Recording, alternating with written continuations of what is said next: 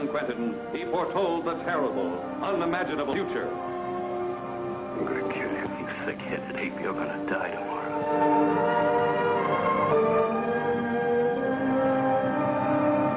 Indestructible, because the scientific experiment that brought him back from death made his skin as tough as armor and released every killer's instinct stored up in his demented mind. Spawn of science, he begins an irresistible campaign of vengeance, terrorizing the men whose lying testimony had sent him to the gas chamber, torturing the burlesque dancer who once had loved him and now wanted to divert him from his path of hate. You're free to go, Mr. Lowell. What's out on those streets and I'm a dead man? If you let me go, you'll be responsible for murder. You know the butcher threatened to kill me.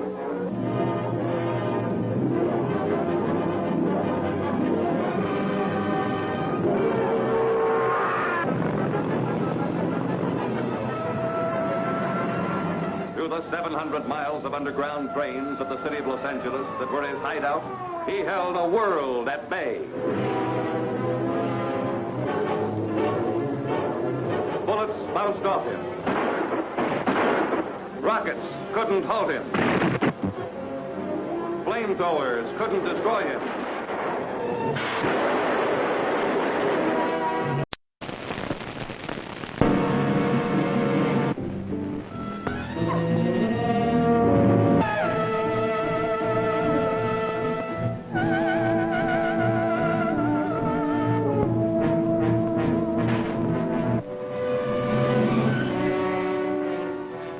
Daughter of horror.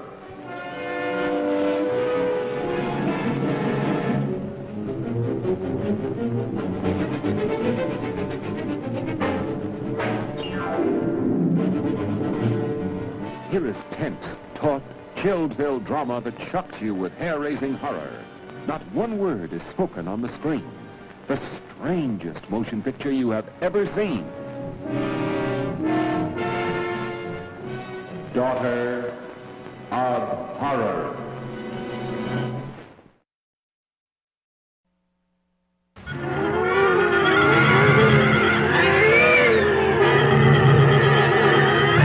Ooh, spooks!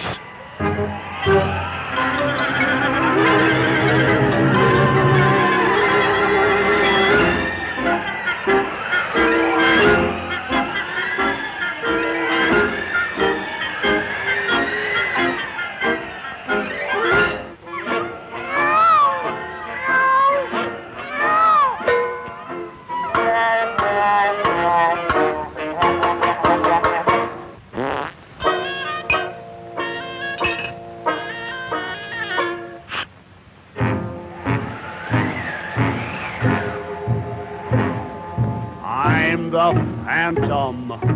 Ooh, ooh. Not you, you flat-faced buzzard.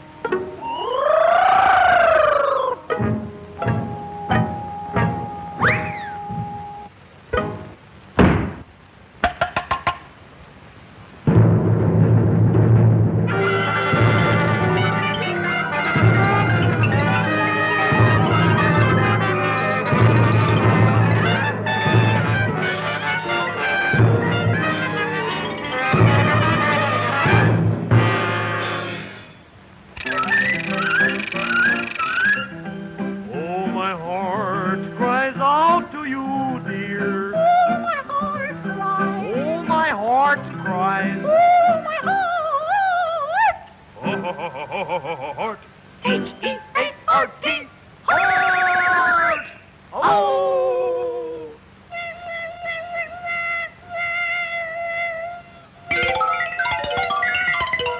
What behooves thee, fair maiden?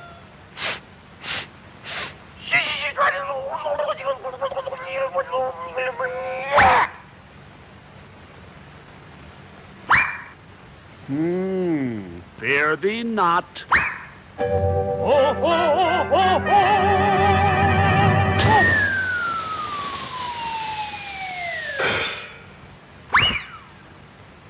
I will make you a great singer.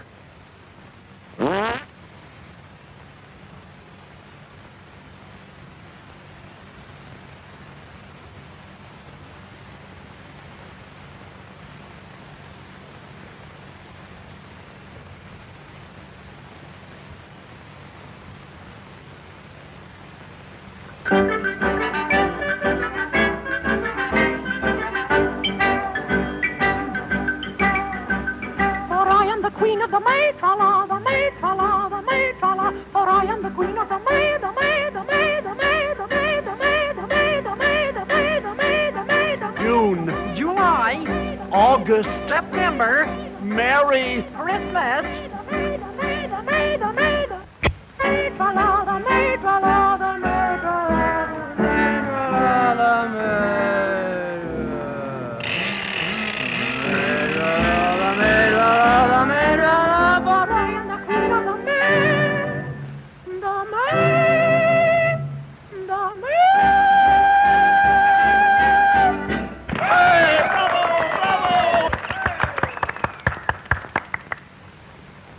My beloved.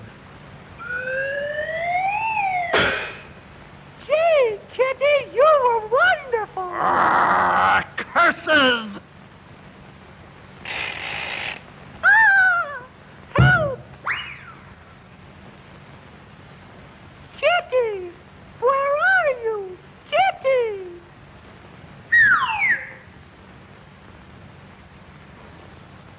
If you ever remove this mask, I'll... La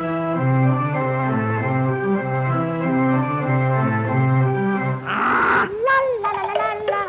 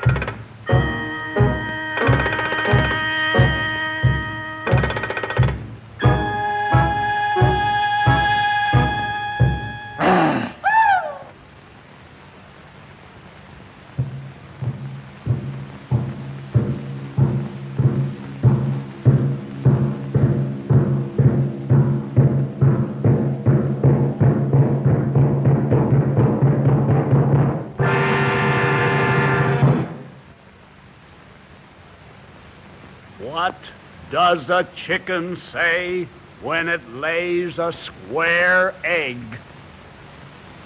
I don't know. Ouch! Ouch is correct.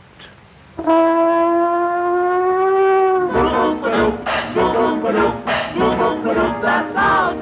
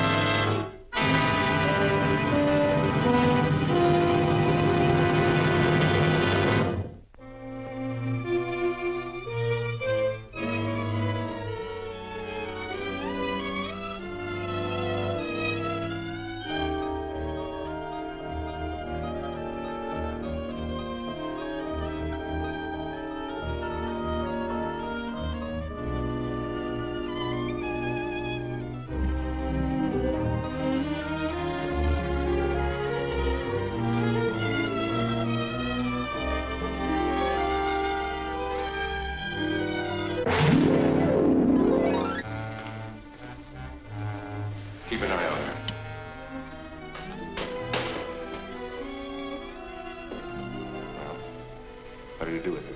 Barnett says we got to get rid of her and make it look like an accident. Well, I've got some paint remover.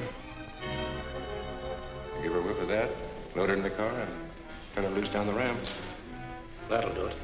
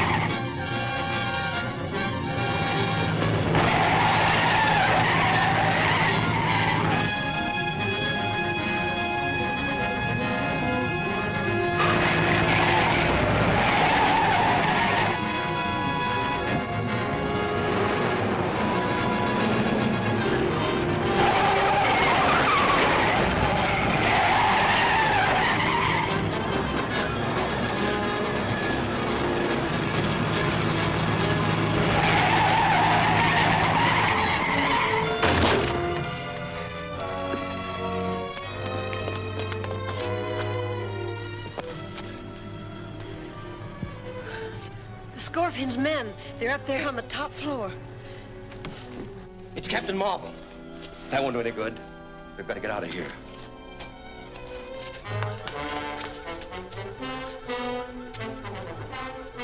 This'll fix Captain Marvel. Untie it.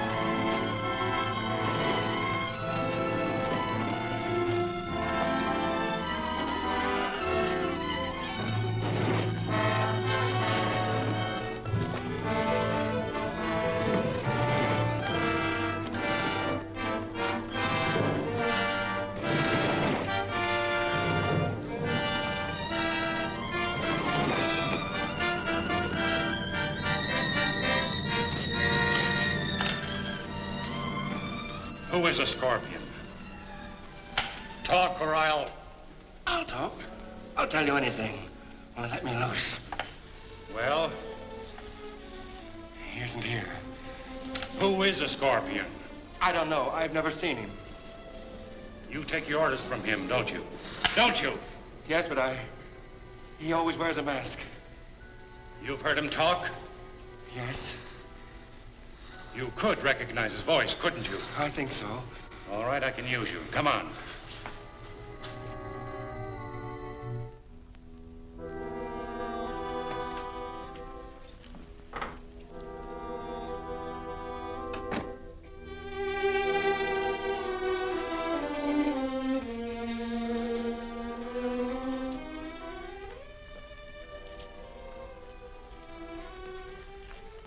I'm sorry about interrupting the meeting, Mr. Malcolm, but I have something very important to say to you. Every time we have a meeting, the Scorpion and his men know all our plans. It does seem that way. It is that way. The last time we met, Tal Chitali showed us a miniature which he said he found. Dr. Lang said it might have come from the shop of Chan Lao in Chinatown. At Chan Lao's shop, I was attacked by the Scorpion's men, and I wouldn't be here right now if Captain Marble hadn't rescued me. Well, all this is very disturbing, but do you think you should discuss it in the presence of an outsider? This man happens to be one of the Scorpion's men. One of you gentlemen should know him.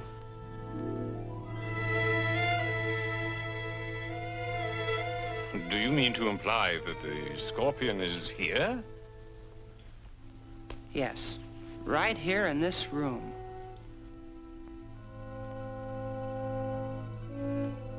This man's only seen the Scorpion masked, but he knows his voice and he can identify it. Young man, are you serious? This is outrageous. Oh, it's utterly ridiculous. All right, Owens, you've heard them all speak now. Is one of them the Scorpion?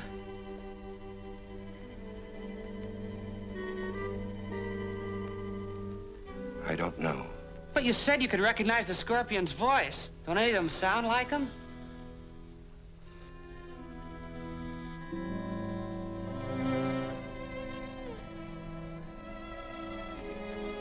I can't.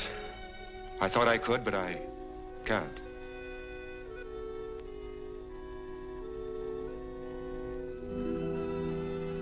You've only succeeded in insulting us all, Billy. And making a fool of yourself. I quite agree with you. All right, Fisher. It's all a clumsy bluff. I'm terribly sorry, Mr. Malcolm. I really thought... Don't let it bother you, Billy. Only don't be so impulsive next time. I'll see that the whole thing is smoothed over before the next meeting. Thanks, Mr. Malcolm. Go on, you.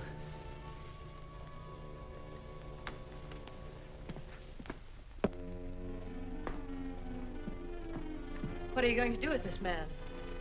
Since he won't tell us who the Scorpion is, there's only one thing left to do. I'm gonna notify the police.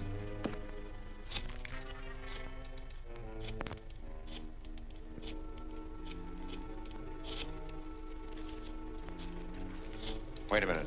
Don't call the cops. I'll tell you where I saw the Scorpion. All right, I'm listening. He has a hideout in the old Harrison mine. Where is this mine? Can we get there today? Sure. It's back in the hills.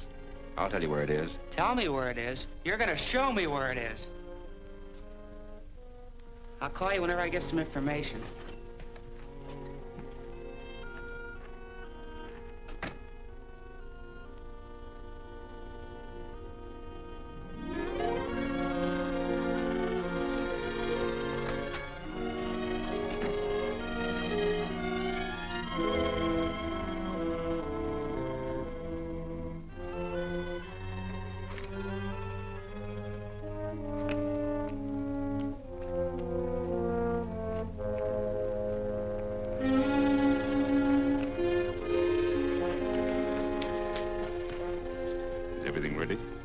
Your message and work fast.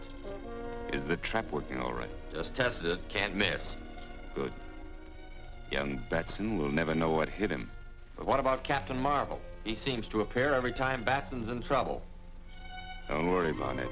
I also have plans for our friend, Captain Marvel.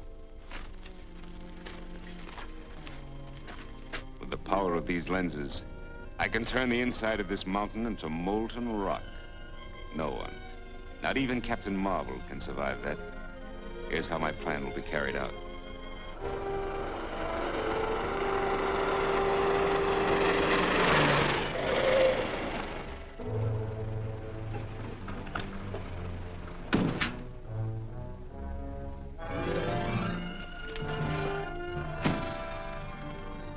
That's it over there.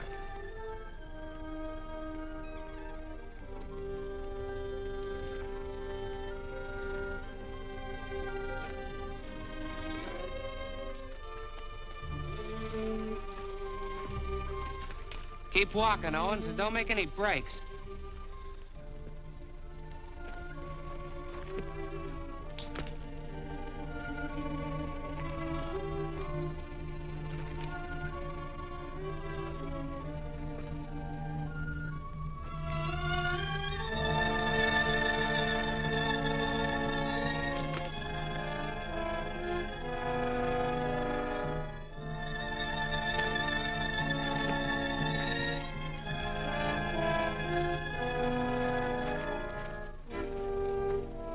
What's the matter?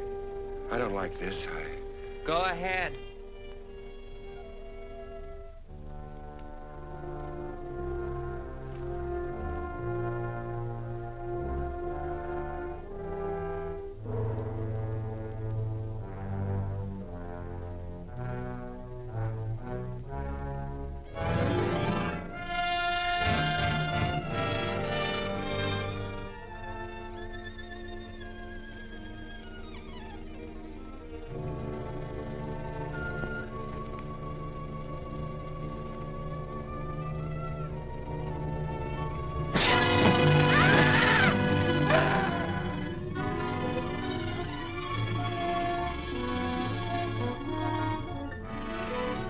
Shazam!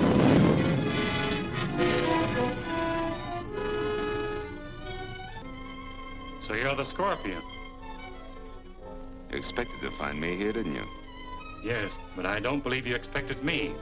On the contrary, I'm prepared to receive you properly.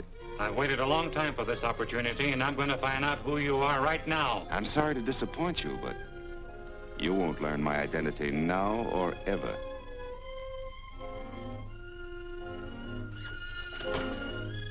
You're fairly trapped, my friend. There are several hundred feet of solid rock all around you. And if you try to escape, you'll find not solid rock, but molten rock.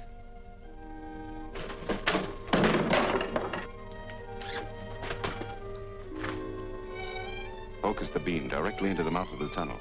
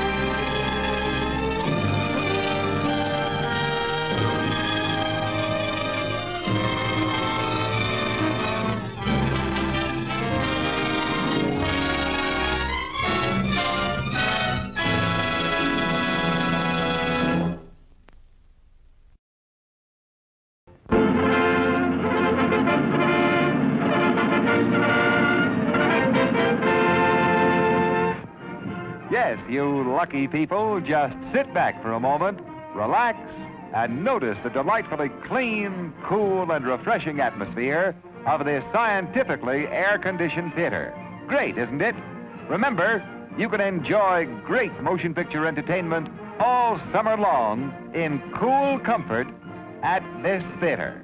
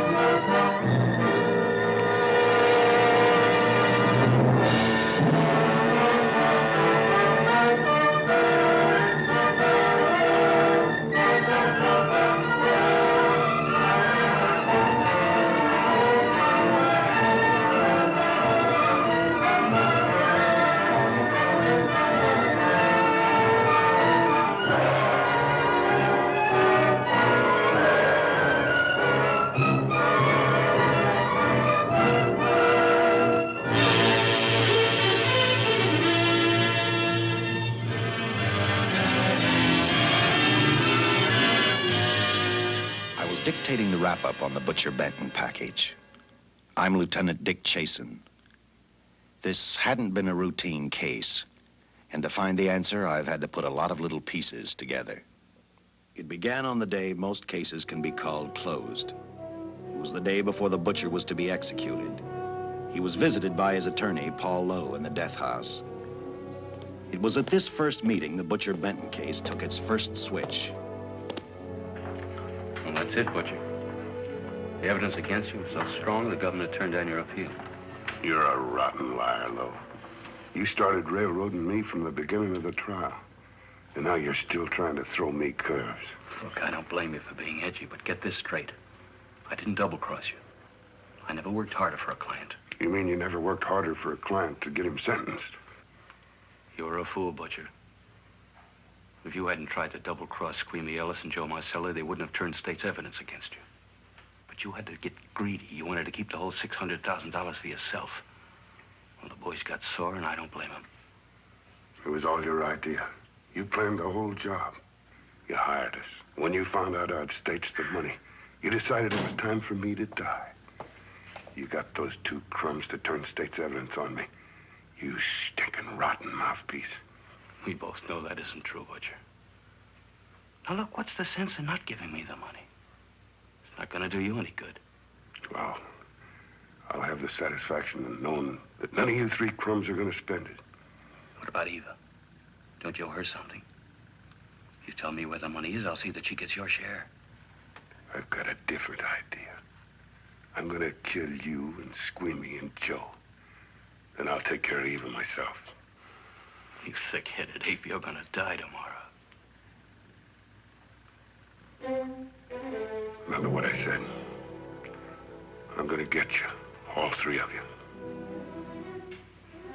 Even for you, Butcher, that'd be quite a trick. So long, dead man. Remember what I said. I'm gonna kill you, all three of you.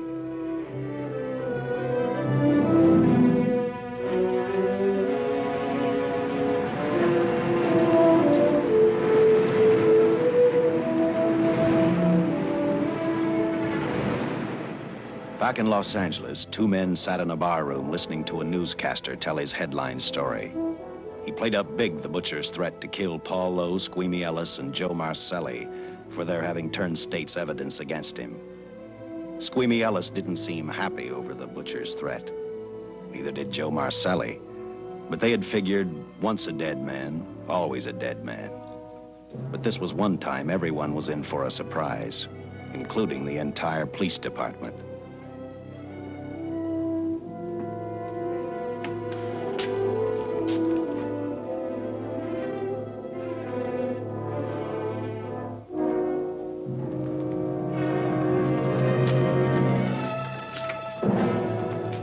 You seen the headlines, Captain? Teletype just came in from San Francisco. Butcher's execution is set for 5 o'clock this afternoon. And like the newspapers say, he still refuses to talk about that stolen money. Well, I still have hopes of coming up with something. That's what I dropped by for, Dick. With Butcher's execution, the department's marking it case closed. That means you'll be reassigned. I've spent a whole year trying to break this case. As far as I'm concerned, Butcher's death is just the beginning. Of course, I can't prove it, but I think that Paul Lowe was the top man. And even though I have to keep working on it while off duty, I'm going to get Lowe, Squeamy Ellis, and Joe Marcelli. Okay, Lieutenant. Officially, I've taken you off of the case. Unofficially, I wish you luck. Do me a favor. Keep me posted. Will do. Thanks, John. I headed for Eva Martin. She worked in a local burlesque house. I'm a cop, and my job is to ask questions and get answers. So I decided I might as well start again with her.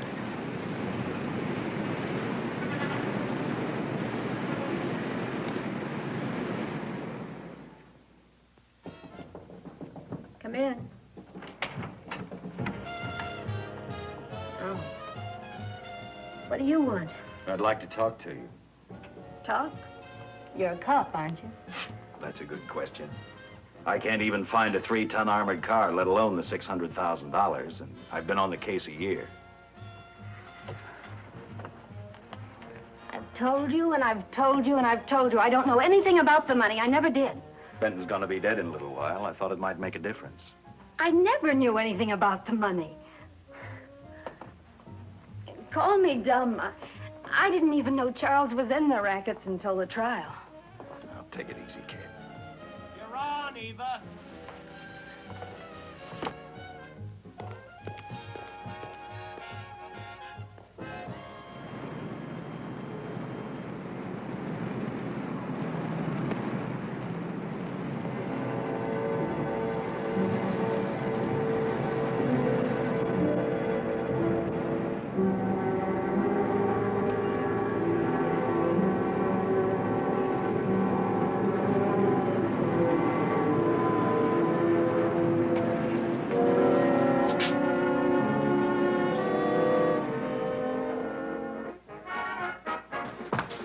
Honey, here's your wrap.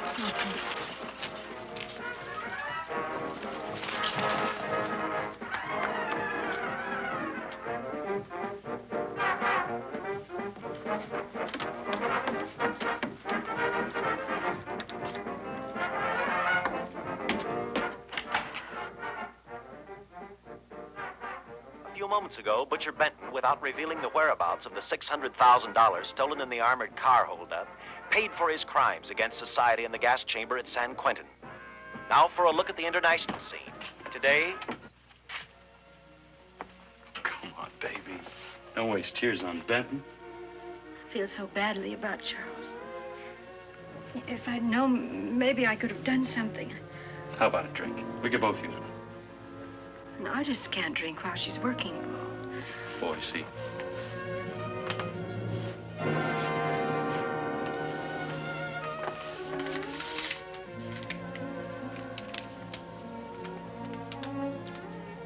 What's that? Well, now what's the matter? It's a message from Charles. He told me to open it if he died. Finale, Eva. All right. How about a steak after the show? No, thanks. Not tonight, Paul.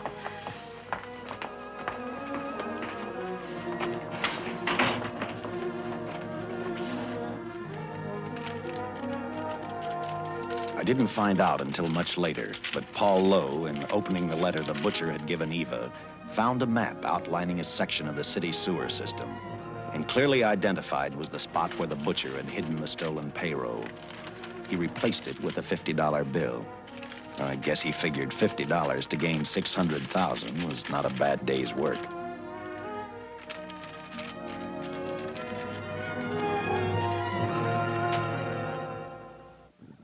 And a few hundred miles away in San Francisco, the case took another switch, which turned the next 72 hours into one long, hideous nightmare. Dr. Bradshaw, a distinguished biochemist, was making preparations for a final experiment which he hoped would lead the way to a cure for cancer. He'd been successful with laboratory animals. The last step called for a human body. And Dr. Bradshaw's assistant quickly made a deal with a local mortuary and returned to the laboratory with the dead body of Butcher Benton.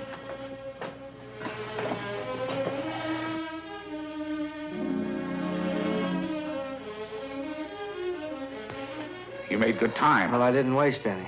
Any trouble? No, I just handed the money over and moved the body into your station wagon. That was that. Good. Get a syringe.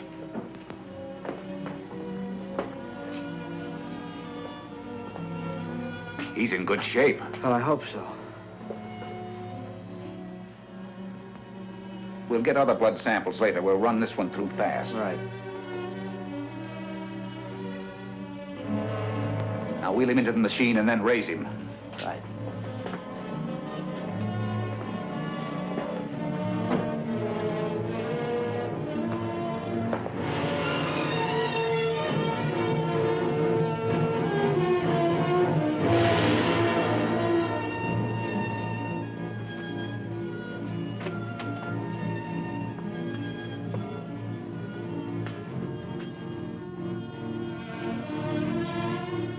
Ready?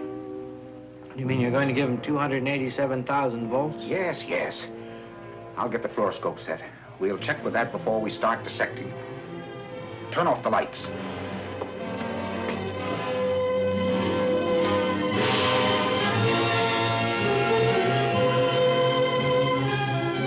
There you are, old boy. If you respond properly and my theory is sound, you'll be more famous dead than alive. Throw the switch.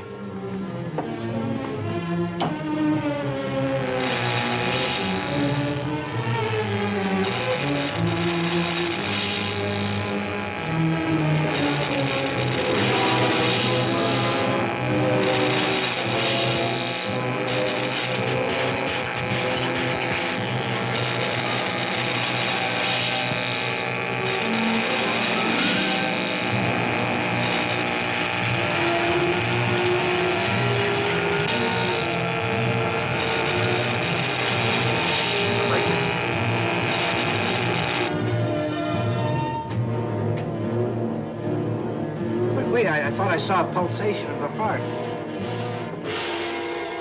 You're right. Dr. Bradshaw is beginning to breathe. You've brought this man back to life. No. The heart muscle has simply responded to a terrific electrical shock, that's all. Yes, but it does prove that the cells still function. Dr. Bradshaw, he is alive. The shock reaction, it can't last. His cells are multiplying now, if your theory is right. If we could keep that reaction going longer. But it's worth a try. Get the body out.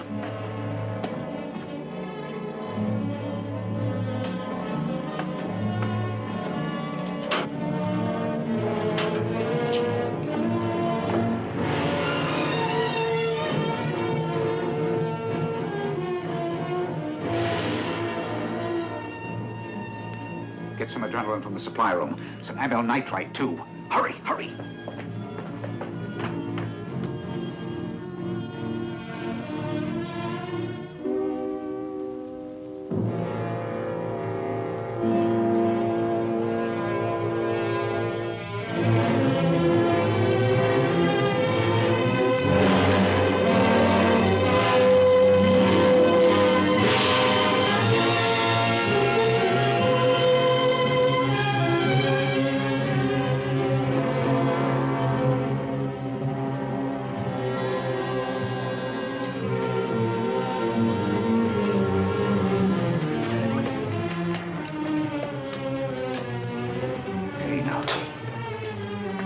You mustn't move. Your heart can't stand the strain. Now, you must lie still. Please, please. Easy now. Easy. Easy. You must lie. Easy. Please. Oh!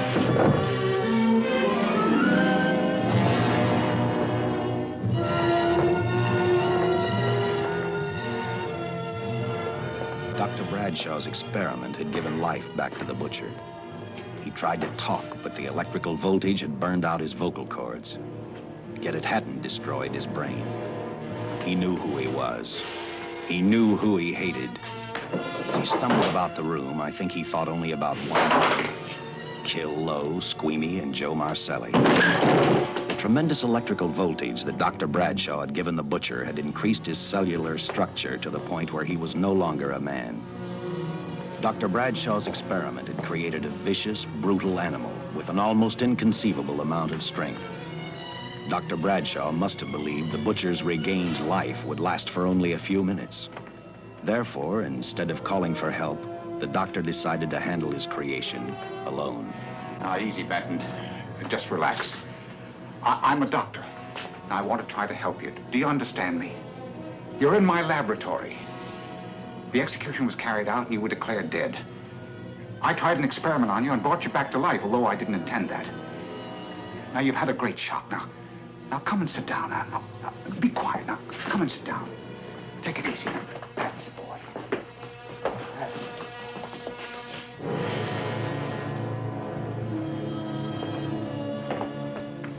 Careful. His reactions are violent.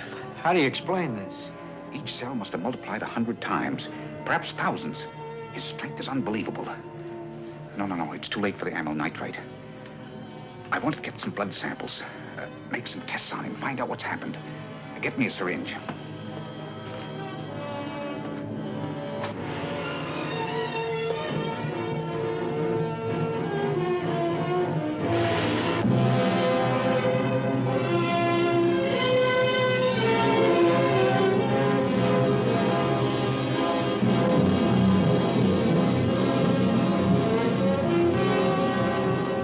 Why won't the needle penetrate the skin?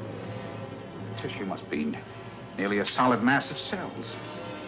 How are we going to get the blood sample? Surgically, perhaps.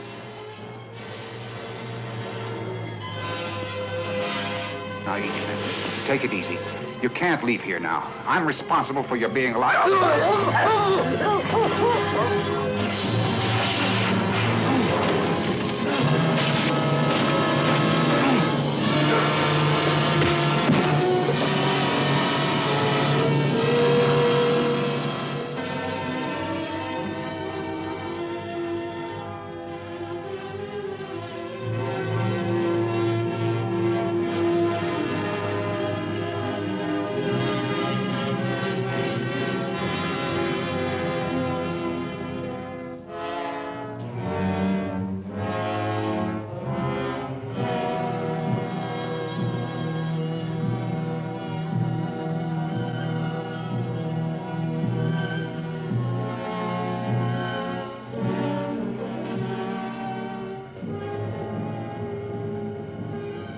Towards the end of this case, Captain Lauder and I found out the doctor and his assistant had been murdered. But I'm getting ahead of my story. The butcher didn't know how he had been brought back from the dead, and he didn't care. All he knew, he was alive. Then this monster-made man started thinking about Los Angeles.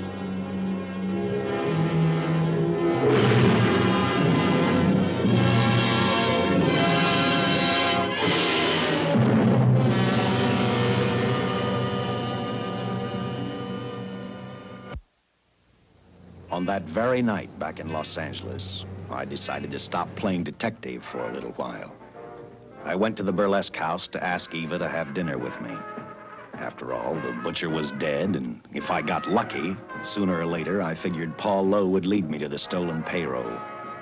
In a way, that possibility made me even feel better. It's not fair to watch the show from backstage. Next time, I'll pay admission. I take it by that remark you like my routine. Yeah, you're pretty good. What I can't figure out, though, is why you stay in a place like this. It shouldn't be hard for someone like you to get a job in a class spot. If you weren't a detective, I'd be willing to bet with a line like that your next remark would be, how about dinner? Well, not exactly dinner, but a hamburger might be a good idea. If you're asking in an official capacity, I can't say no. I'm off duty. For the past 6 months, all I've ever called you is Lieutenant Chasen. Do you have a first name? Uh-huh. Dick. Give me 10 minutes for a quick change, because you just made yourself a date, Lieutenant. I mean, Dick.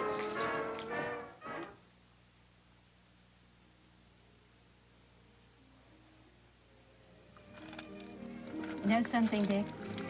I haven't had hamburger in the front seat of an automobile with a guy in a lot of years. Well, from now on, we'll do it more often. It's funny. I always figured a policeman wasn't really a human being.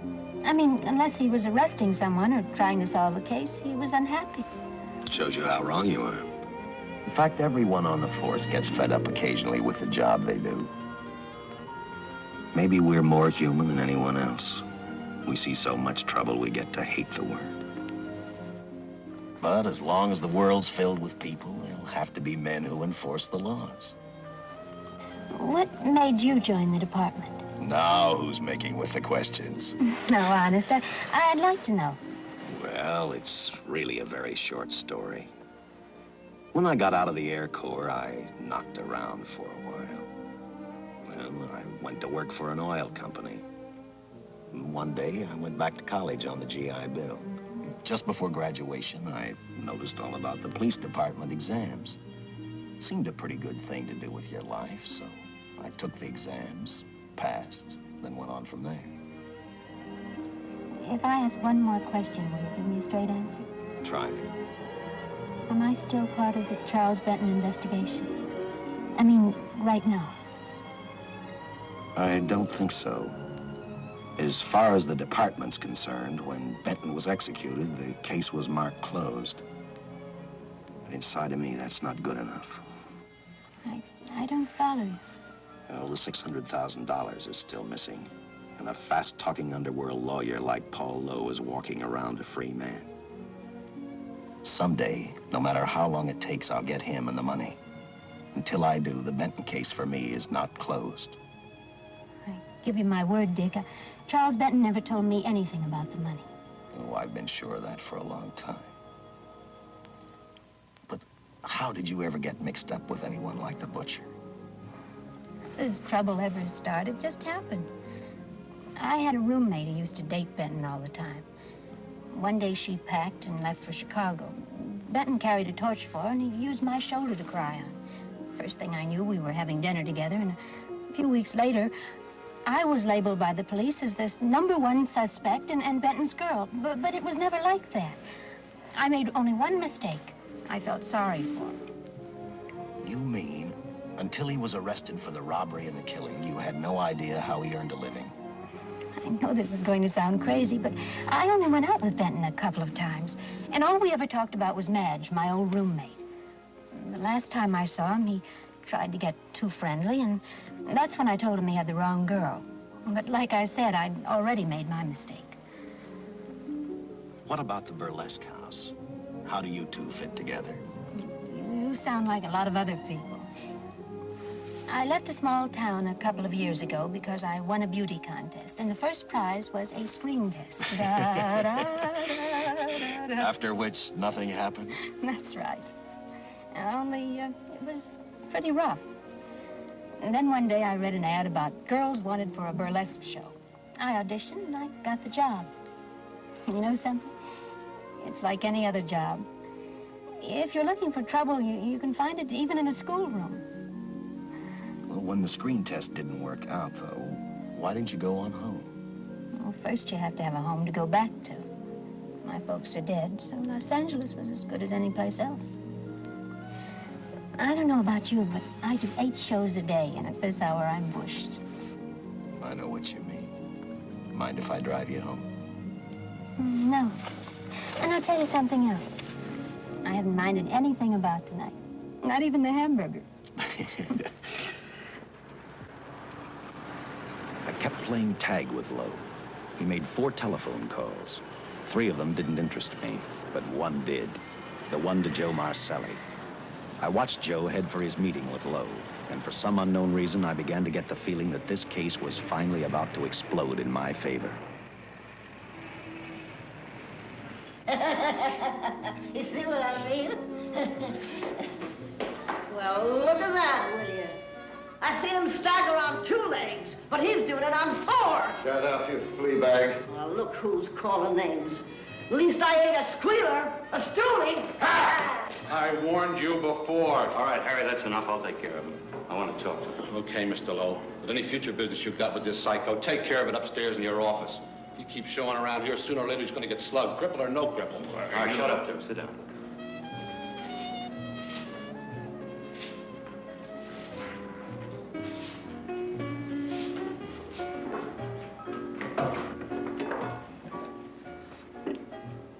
I need a shot, bad. You'll get one after I talk to you. You sober enough to understand? Yeah, I run out of dough. No wonder. Look at you. You used to be the best torch man in town. Now I don't think you could crack a safe if you knew the combination. No jobs. Nobody wants me since I turned stakes on Benton. That's your doing. You told me. All right, quit crying. I got a job for you. If you can stay off that stuff long enough. You know I can if I've got a job. How much? What is it? There's $2 grand in it for you. Where? Right near where he pulled the job. Interested? $2 grand ain't much out of 600,000. There'll be other expenses. Besides, that money's plenty of. Now, you want it or do I get another boy? I'll do it. How soon do you want me to go to work? Set it up for tomorrow night. Call me before noon. I'm going to the races. 1. That's all. The job's over.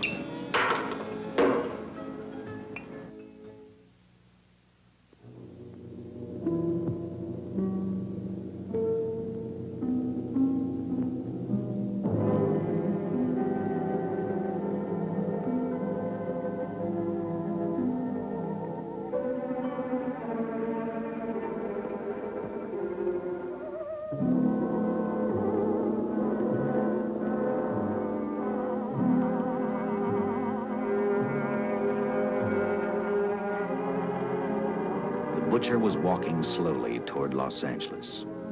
He'd traveled through wooded hills to prevent being seen by anyone.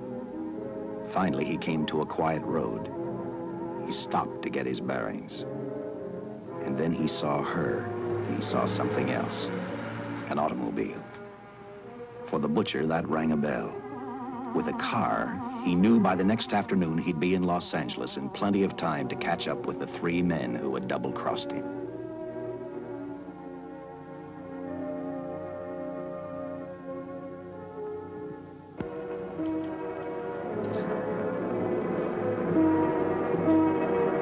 Well, see, you're a real gentleman to be helping strangers in distress. I hope you don't mind me using the babe here as bait. Quite a dish, isn't she? But that's what she gets paid for. Bait, that is. Yes, sir. She's a real shaker artist of my outfit. Carnival man myself. Just call me Connie. Yeah. Well, friend, we're in a little bit of difficulty here. Got a flat tire, brand new car, no tools in the back. Why, some of these dealers make my carnival grifters look like babes in the woods.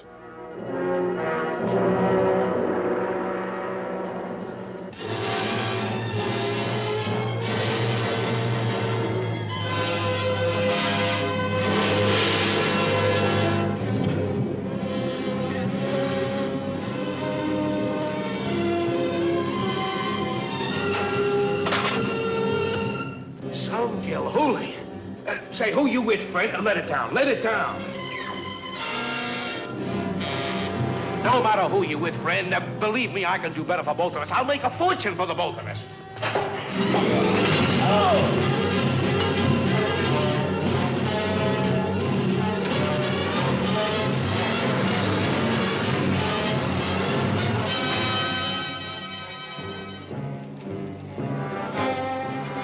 An hour later, the San Francisco Police Department sent out an APB. Squads were sent to various parts of the countryside.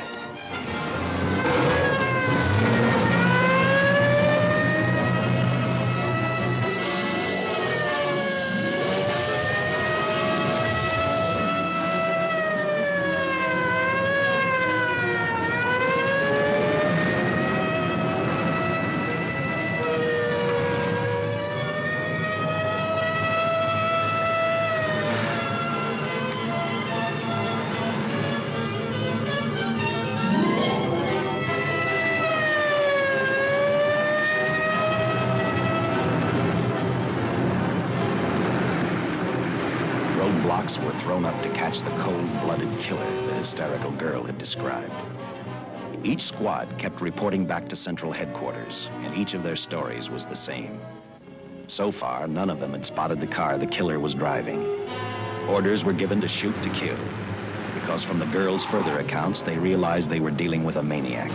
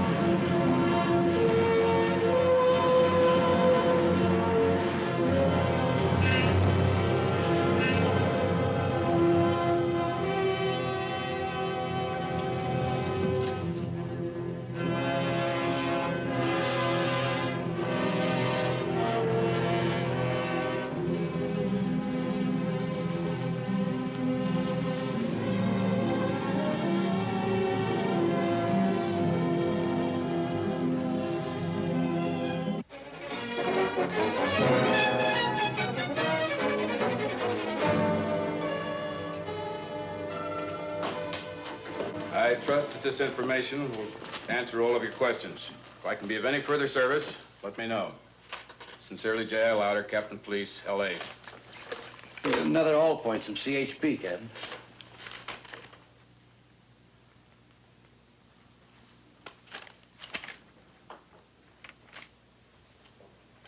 These reports sound like they come from a bunch of loonies. You sure do. There it is. Sergeant. Yeah. I want Lieutenant Chasen to look these over as soon as he comes in. All right, Captain. The next morning, I read the stories of the brutal murder of the 2 police officers. I also read the witness's statement about the bullets having no effect upon the killer. I felt sorry for the witness, and I thought about how easily a person's mind can become confused when suddenly they receive a brutal shock. I didn't believe a man existed who could not be stopped by a slug from a .45. Good morning, Captain. You and the rest of the force are going on 24-hour duty. Seen the headlines? You mean this guy that's running amok up north? Yeah, the latest report, he's killed 2 police officers. Made a getaway in a green coupe heading south. I've got a hunch this killer's gonna be our baby. He could be in town right now. Yeah. You better get started, Lieutenant. Okay. Any new leads on that hold-up money? I think the girl can probably be counted out. If any of the others are wise, they're keeping mighty quiet. Let it ride for now. The whole force is going to be on the spot until we catch this killer. Newspapers will have a field day.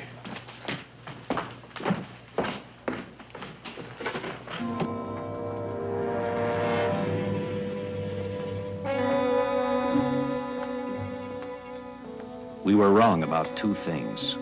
The killer was already in our city, and we didn't know he was Butcher Benton. He headed straight for Eva Martin. He went to her dressing room to get back the map he had left in the envelope with her. He wanted first to check his money, then catch up with Lowe and the others.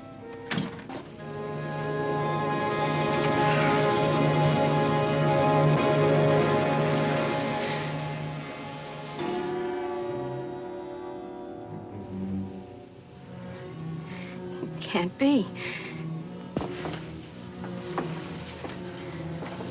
But you do look like him. Only different somehow.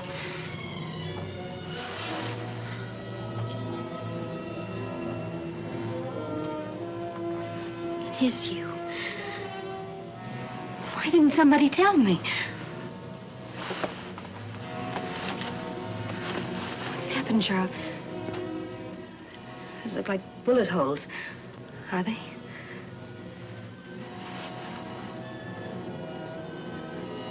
There isn't even a mark.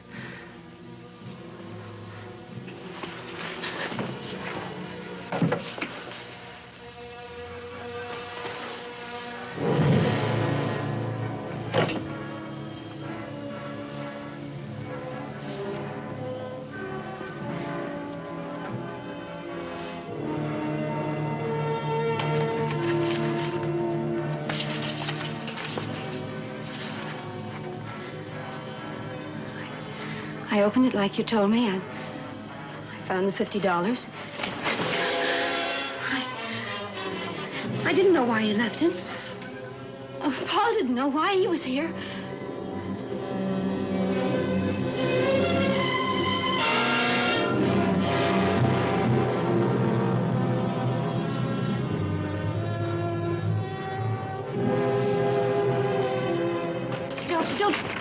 Don't think crazy. The name of Paul triggered his hate. He left her dressing room and started for Squeamy Ellis and Joe Marcelli's place. Because he knew, with them out of the way, Paul Lowe couldn't open the strong box where the money was hidden. He thought of Squeamy and Joe first. He was saving Paul Lowe for last.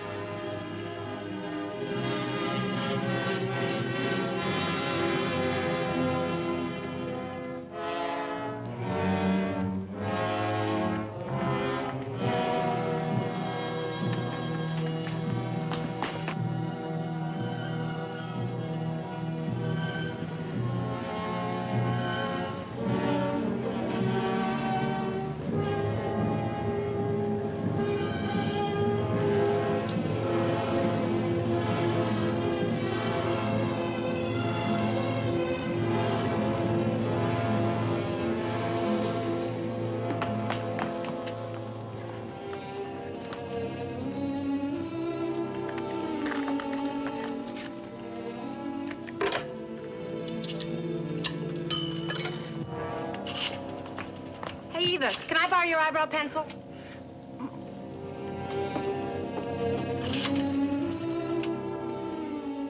Operator, get me police headquarters. Lieutenant Chasen, please. When do you expect him? Well, tell him Charles Benton is alive, and even bullets can't stop him. I'm not crazy. Just say a friend of Charles. He'll know.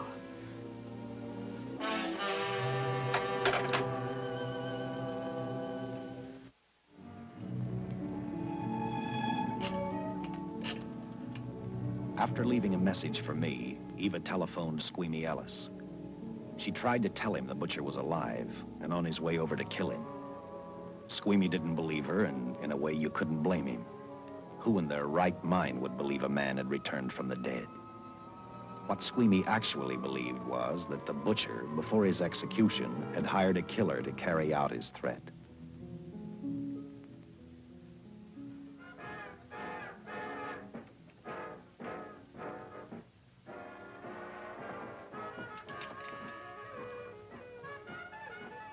You sick?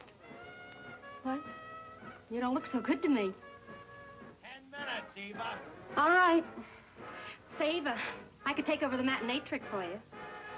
What? It's easy. Look, Eva, I can do it. Scub-up-de-doo-doo-doo. Oh, on. Francine, I just thought of something. Yeah? Eva agreed to let Francine do the show. She hoped she'd be able to interrupt the butcher before he arrived at Squeamy's hotel. Or, failing that, at least be able to warn him to stay out of sight. You wanted me, Captain?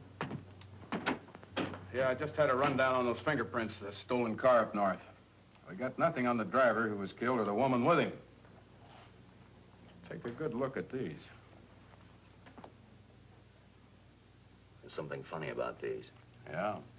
And the boys in the lab can't figure it out either. Those are the killers. They were found on the steering wheel. Looked like they'd been stamped in with a steel die. They sure do. These are Butcher Benton's. What? Well, they look the same to me. How do the lab boys explain that? They don't. Their best guess is a twin brother. An identical twin could have the same pattern of whorls with only slight variations. Ever hear of the butcher having a twin brother? No. Even if he did, it wouldn't explain these freak prints. You didn't pick up your message, Lieutenant. Some wacky dame calls you. And she says Charles Benton is alive, and bullets won't stop him. If we buy the twin theory. Who was she? Where'd she see him? Well, she wouldn't leave her name.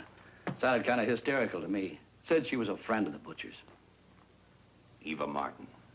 Get over at the Follies and see what that girl knows. Yeah. Some guys have all the luck. I never drew an assignment to the Follies.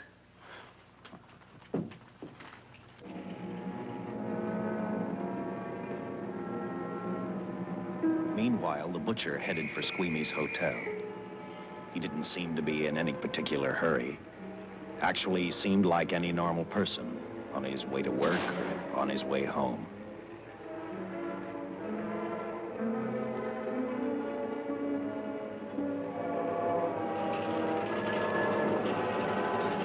He rode up Angel's Flight, arrived at the top, scanned the hotel building, and then noticed the only exit from Squeamy's apartment, a fire escape.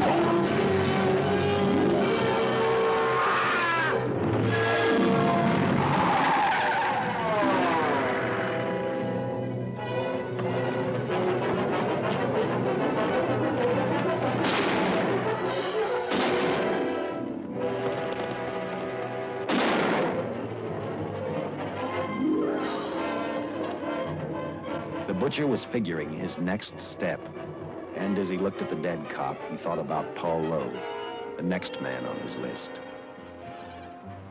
Seen Joe Marcelli?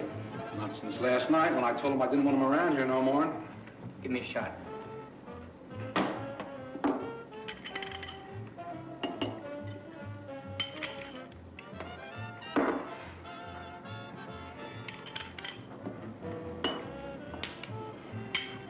Look, I need help. Just found out that Benton's hired a killer to get me. He's after Joe, too. Then Well, then drink up and get out. I don't want no trouble around my place. You're a real pal. Drink up and get out, I said.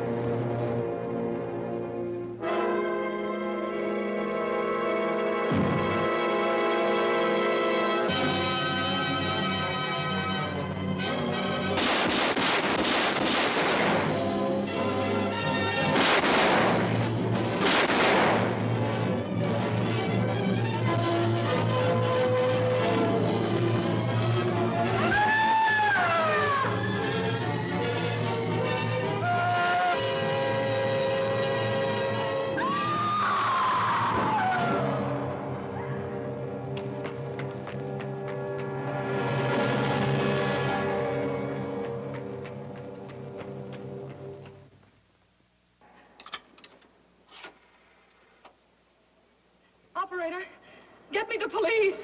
Police! Yes!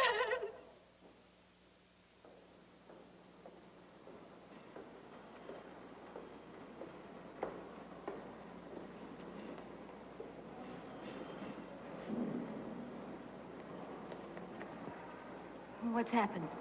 A guy named Squeamy got thrown from the 5th floor. He's dead on a mackerel. Customer of mine. You mean Squeamy Ellis? Yeah, that's it. Just Squeamy. No one else was killed. Ain't one enough?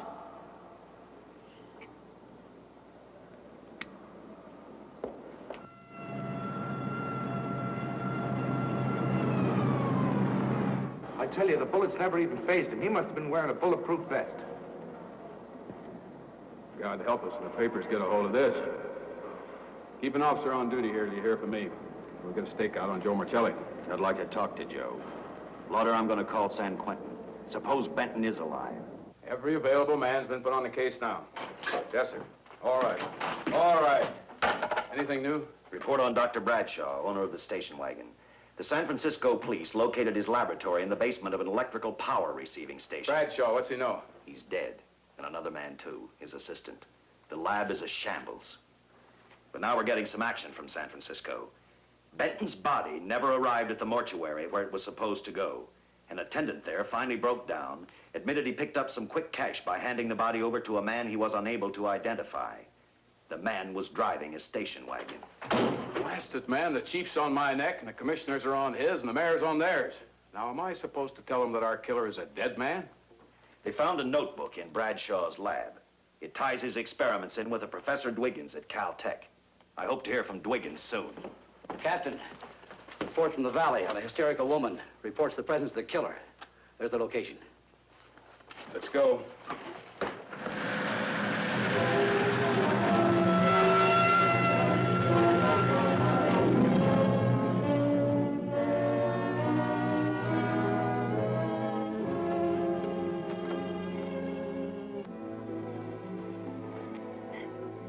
You and your boyfriend had a little fight, and he got out of the car to take a walk.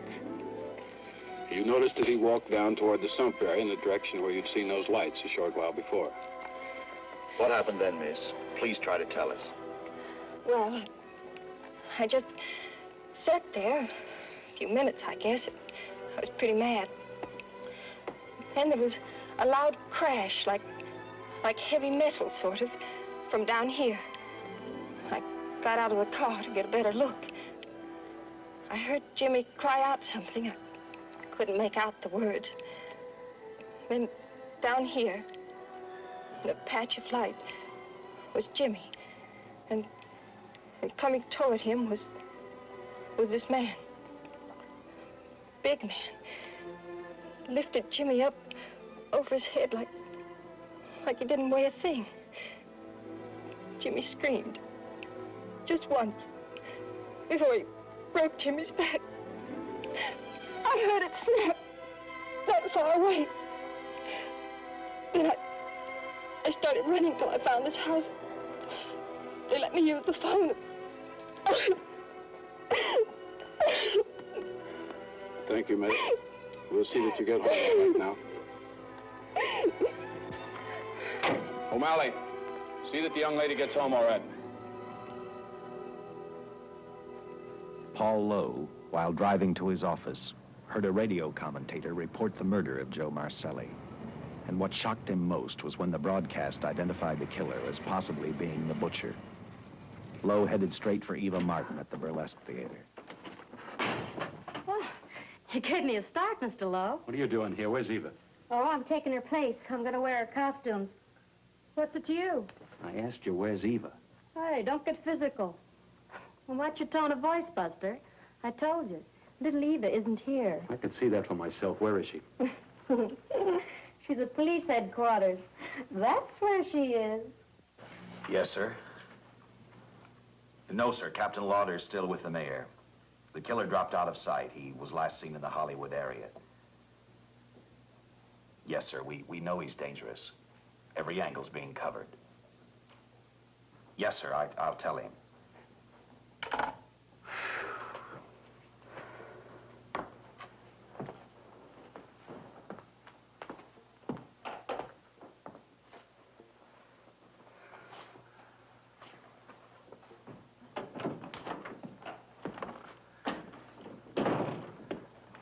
Here, see how these fit. Low heels.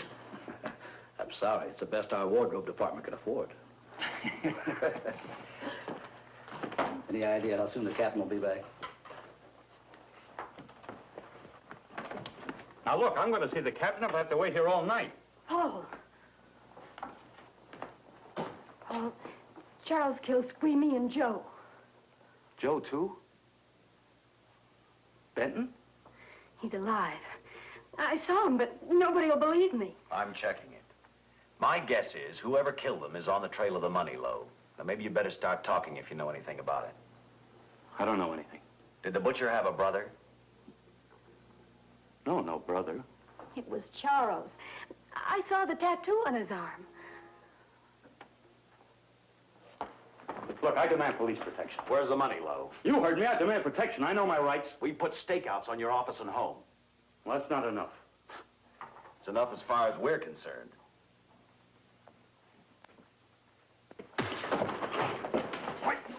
Are you gonna book me, Sergeant? Dan, throw away the key.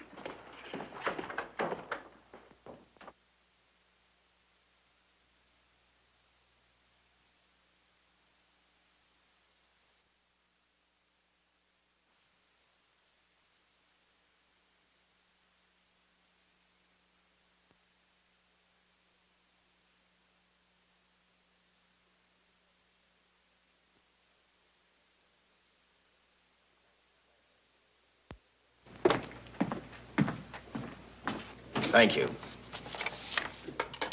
Come up with anything yet, Dick? Oh, we've checked every hotel, motel, and rooming house in town. We've run a cross-check on every hangout butcher ever used. Net results, blank. This is incredible. We not only discover a dead man turned killer, but it's beginning to look like he plays ghost, too. He's somewhere in this city, and if we have to take it apart brick by brick, we've got to get him. I may be way off, but I think Paul Lowe could tell us a lot. Maybe, but it's a cinch he's not going to. Well, suppose he had no alternative. You better grab some coffee. Your mind's beginning to play tricks on you. No, now, wait a minute. When Lowe came to us for police protection, it was because he was scared stiff the butcher would add him to the list of Squeamy Ellis and Joe Marcelli. Go on. It figures, too. When he slugged the sergeant, he knew we'd book him right away. Oh, this Lowe's a pretty cute character, but we can play the same game. You mean we'll threaten to release him? Well, not exactly. You tell him you realize that he was excited, that throwing the punch was accidental. Tell him we're not going to make a charge, that he's completely released. Lieutenant, you know we can't do that. Lowell made his first mistake when he hit the sergeant, and that'll get him a year. As far as the department's concerned, at least it's a small victory. If my hunch is right, Lowe won't want to be on the streets with the butcher looking for him. And he may talk, and talk a lot. Enough maybe for us to get rid of him permanently. Even lead us to the butcher. If he's frightened enough, that might work. But if it doesn't... No, Dick, I'm not going to release him. I want him out of my way so bad I can taste it, but not bad enough to be responsible for getting him killed. The good thing about that, Captain, is the fact we know it, but Lowe doesn't. Let's give it a try. All right, Lowe. Come on out. I think you'll find everything in there. You're free to go, Mr. Lowell. Wait a minute. Who do you think you're kidding? You arrested me for assaulting an officer. Court, I'll plead guilty. With luck, I might get off with 6 months. For a lawyer, you're forgetting a very important point. If no charge is made, there's no trial. It was a tough day for everyone. We figured your nerves were on edge, and when you threw the punch, you didn't know what you were doing. I've squared everything with the sergeant. It's all over, all forgotten. Yeah? Why'd you bring a stenographer? Simply because I wanted a record of our conversation at the time of your release. Okay, Lowell, let's go. Oh, wait a minute. Once out on those streets and I'm a dead man. You let me go, you'll be responsible for murder. Oh, come off it, Lowe. You're imagining things. You know the butcher threatened to kill me. You set me free, he'll do it. Well, that's just a risk we'll have to take. But the way I look at it, Mr. Lowell, you'll be okay. Look, Captain, I'll make a deal with you. You keep me here and I'll tell you how to recover the money. Maybe even catch the butcher. No deals, Lowell. You'd probably tell us anything just to stall for time. Come on, let's get out of here. Now, wait a minute. All right. I'll tell you the truth. Start taking this down. I, Paul Lowe, hired Butcher Benton, Squeamy Ellis, and Joe Marcelli to pull off the armored car holdup. And then Lowe continued with his confession. He told us about finding the map. He showed us the exact location of where the butcher had hidden the stolen payroll. And he gave us a most important answer. The explanation as to how the butcher was able to elude detection. His means of escape was the sewer system beneath our city.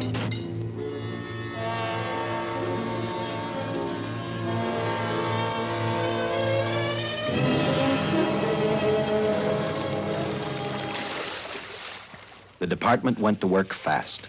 Every police squad in the city was detailed to cover a specific area. Every entrance and exit to the Los Angeles city sewer system of 700 miles was covered. Captain Lauder and I, along with several other squads, headed for the entrance where, according to the map, Butcher had hidden the money. Our job was to stop him, and that made me think of one specific question. When we found him, could this monster be stopped? I, for one, wasn't sure.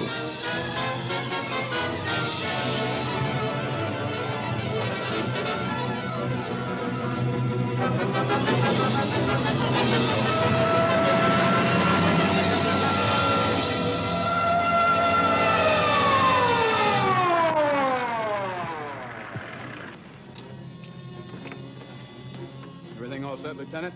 City engineers mapped out each possible exit. A squad of officers are spotted at every point. If the butcher can be caught, now's the time. Well, after I talked to Caltech, I called on the fire department for a little help. The professors thought a flamethrower might stop him. Flamethrower? I suppose their boys have had a chance to join our squads by now. I see we have one with us here. Have you thought about what'll happen if this doesn't work? No. I've been praying too hard that it will work.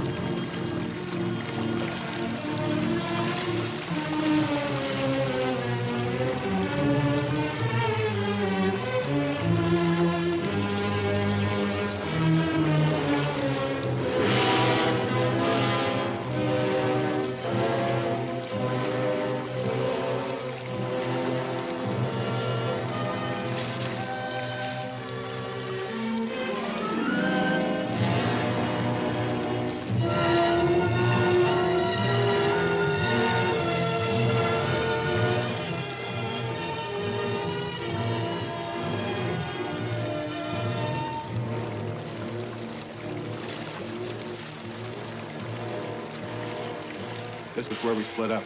I'll go straight ahead.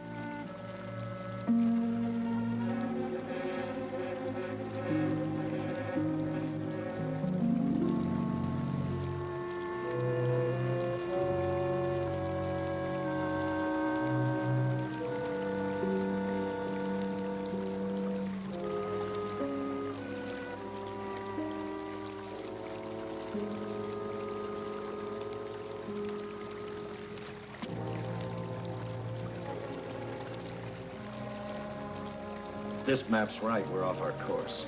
We'll have to backtrack.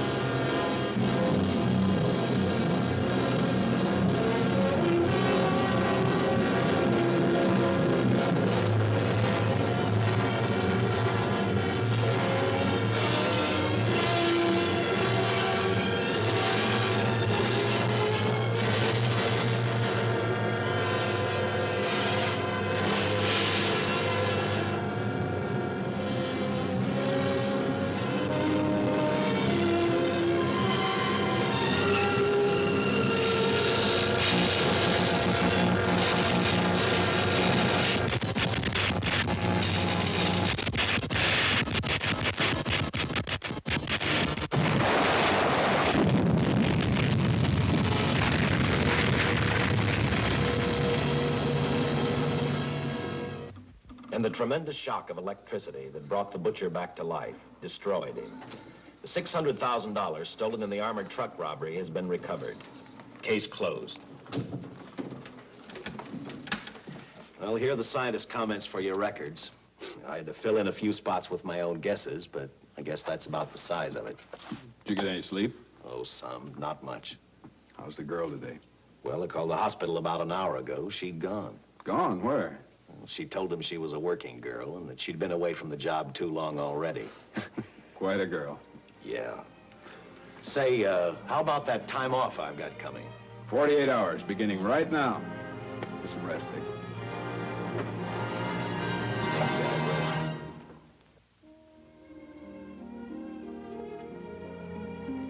You know something, Dick? The past 72 hours seem like a bad dream. That rest in the hospital today really gave me a new lease on life. Now that it's over, I can't believe it actually happened. The important thing is to remember it is all over. I suppose you'll be assigned to another case. I'll have to give up hamburgers in the front seat of the car for steaks in a restaurant. No. I've thought about that. In fact, I decided to do something about it. I started by talking the captain into a short holiday, and just about an hour ago, I got you fired. What? What did you do that for? I figured that being my wife would take up all of your time. Even if I wanted to say no, I couldn't. You're not supposed to say no to a detective. I figured that, too.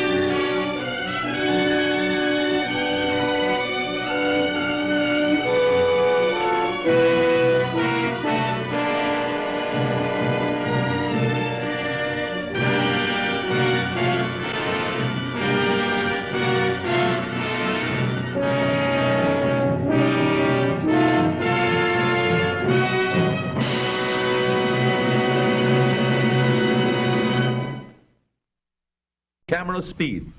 Now, here is a motion picture film. 1,000 feet, 16,000 separate photographs. Let's tidy up this tangle of film by putting it on a reel.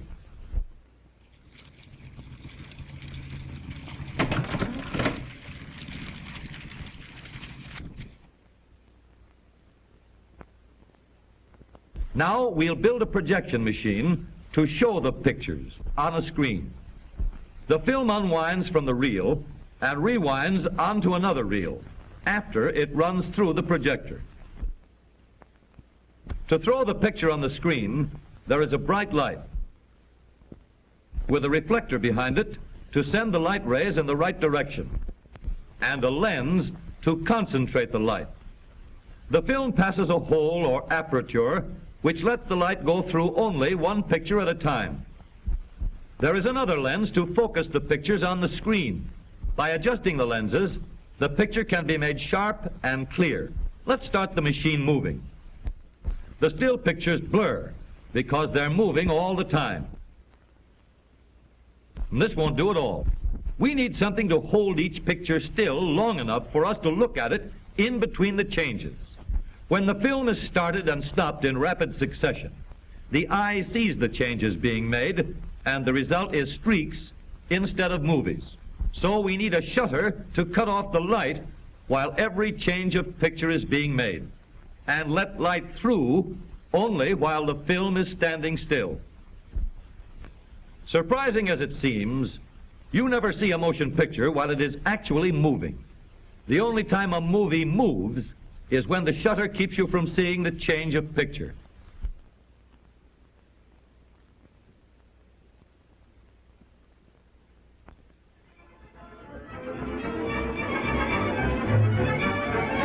Then we see it just the way it looks in real life. Now we have the important parts of a projector for showing motion pictures on the screen. But let's change that drawing to an actual machine at work. This reel holds the supply of motion picture film, which passes through the projector at a speed of 90 feet each minute. Slots on this aperture plate guide the film past the narrow beam of light so that only one picture can be seen at a time. The adjustable lens, which gives us a clear, sharp picture on the screen, is placed in the path of the light rays after they pass through the film. Sprockets, which guide the film as well as start it and stop it, are placed in position to hold the film in proper position at all times. The shutter is placed behind the film to cut off the light at intervals while the pictures change.